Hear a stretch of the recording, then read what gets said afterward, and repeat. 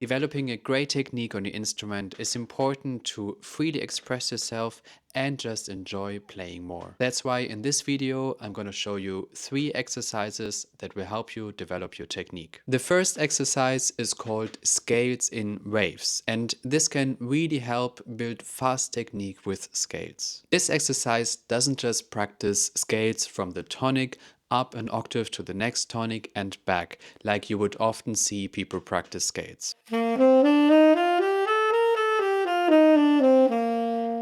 Instead, the exercise goes like this.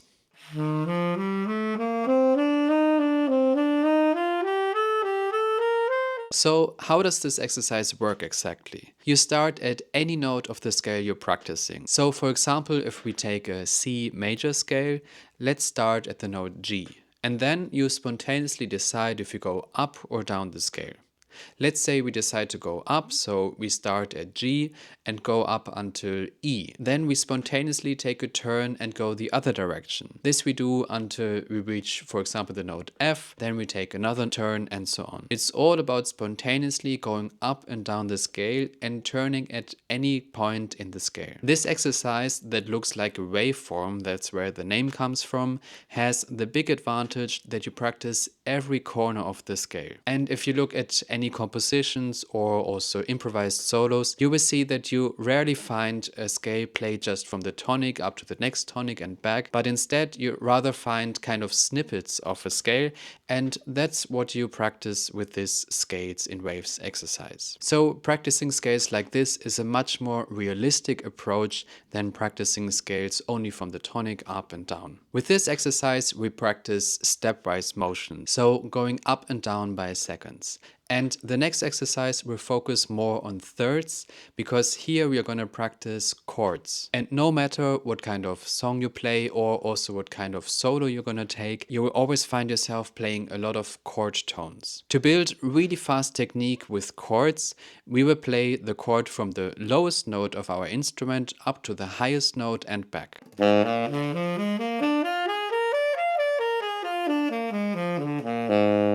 If you practice this, this will really boost your technique. And if you want to have an additional challenge, you can also play the chords in groups of 4 up and down your instrument.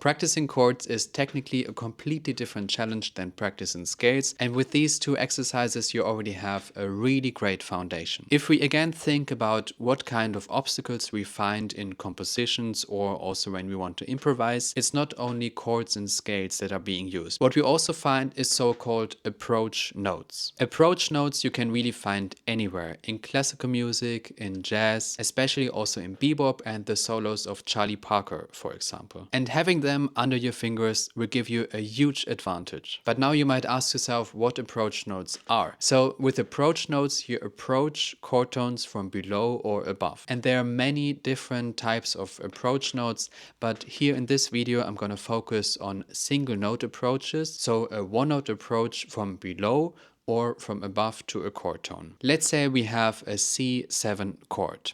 Usually when you would approach the chord tones from below, you would use a chromatic approach. So you would approach C with B, E with D sharp, G with F sharp, and B flat with A.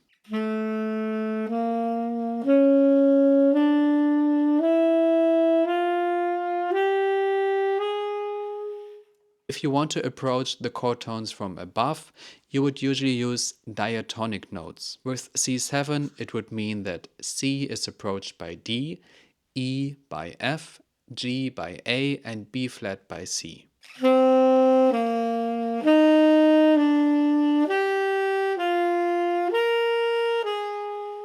So a great exercise based on this is to play the chord tones of, for example, C7 from the top of your instrument to the bottom, but approaching every note from below by a half step.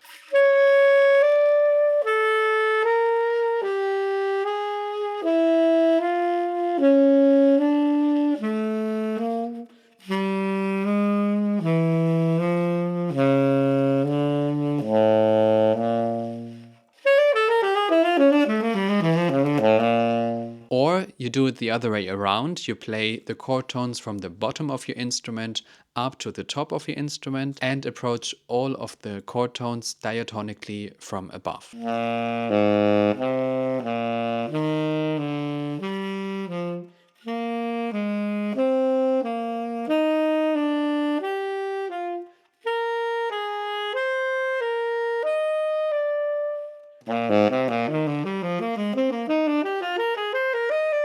These exercises create kind of a counter motion. For example, you go up your instrument, but you always approach the chord tones from above.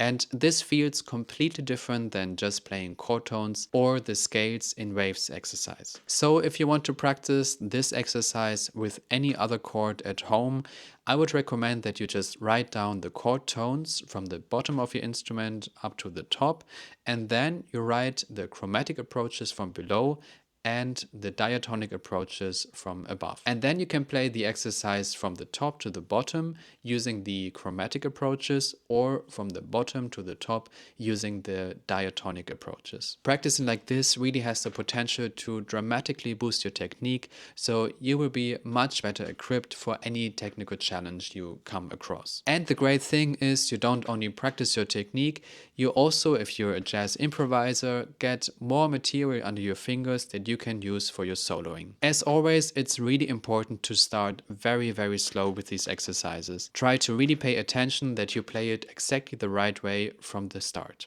Try to not forget observing your fingers during the process, and if you should notice any tension building up, either try to relax, or if this doesn't work, I would recommend you take a short break and then continue. You can also use a metronome with these exercises, but I would recommend that in the beginning you just give yourself some time to get used to the material, and if really you're comfortable already with the exercise, you can start using a metronome and see how fast you can push the exercise. I can also really recommend keeping a practice diary where you write down how fast you manage to play the exercises on a given day, because then you can see over time the improvements that you made. Thanks for watching. I hope you found this video helpful.